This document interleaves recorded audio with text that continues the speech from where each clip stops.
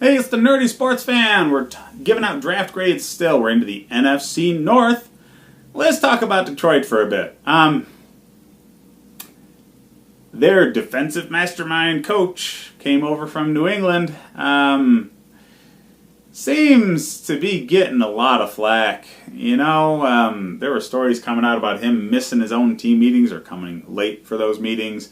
Just being a real ass to the media, much like his mentor, Mr. Belichick. He's his own breed. I don't like him. I don't think he's going to be a long-term fit. I think he's going to flame out. You have Matt Stafford, highest paid or second highest paid quarterback, maybe third now, in the league. When's he been to the playoffs? When's he won a playoff game? Pretty sure that's what you pay quarterbacks to do. And I understand he does not have the supporting cast that other QBs do.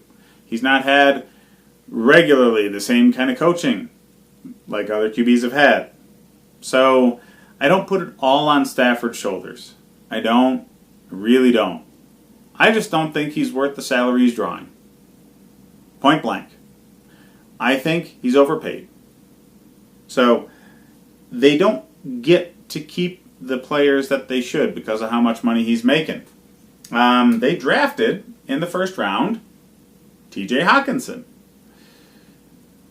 Now, a lot of people in Detroit are worried about this because Eric Ebron was a huge bust.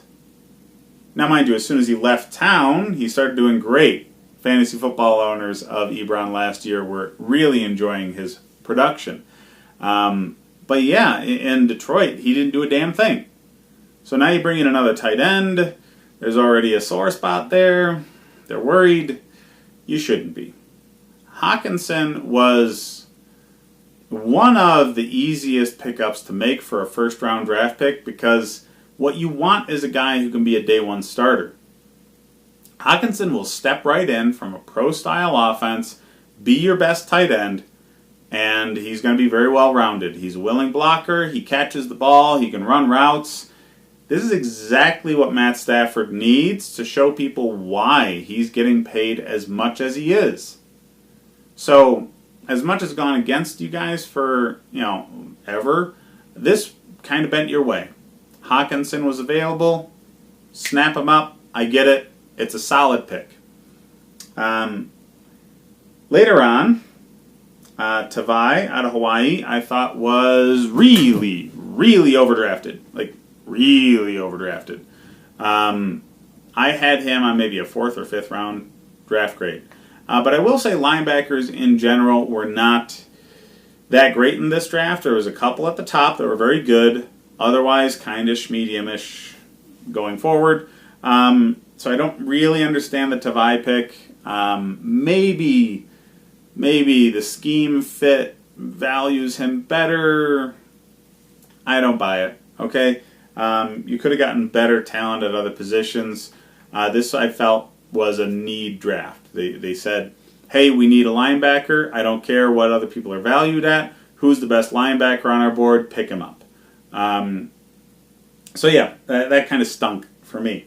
Will Harris out of Boston College, safety.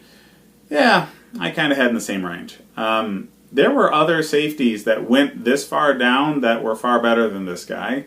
So I don't understand where they're getting at with it. I mean, just the draft grading for them is very, very different from what's around the league, very obviously, and not in a good way. Okay? It's almost as if they watched a lot of TV and realized that Hockenson should be there for them and should be their pick. But the rest of it, I mean, they're throwing darts at a board, or they got somebody who really just doesn't know how to dissect film putting the grades on these guys. Because there was better players available at the same position. Austin Bryant out of Clemson, good, solid pickup. Guy is underrated, okay? He is the forgotten Clemson lineman. All 4 of these guys were needed for that national championship run. All 4 of them did damage on some of the best offensive lines in college. And only 3 of them really got a lot of recognition. Bryant did absolutely benefit from having much more talented players around him, but he's solid, okay? Later on, Penn State corner, okay. Old Dominion wide receiver, probably not going to make the team. Most of the later round players, you're lucky if they make the team. So we're really focusing on the top end. And Hawkinson was a great pick. Austin Bryant was a great pick. The rest of them were so terrible, though, that I'm giving this draft a C- because I really just think they were phoning it in for, better part of day 2. I hope it works out for you Lions fans. I just don't think it will.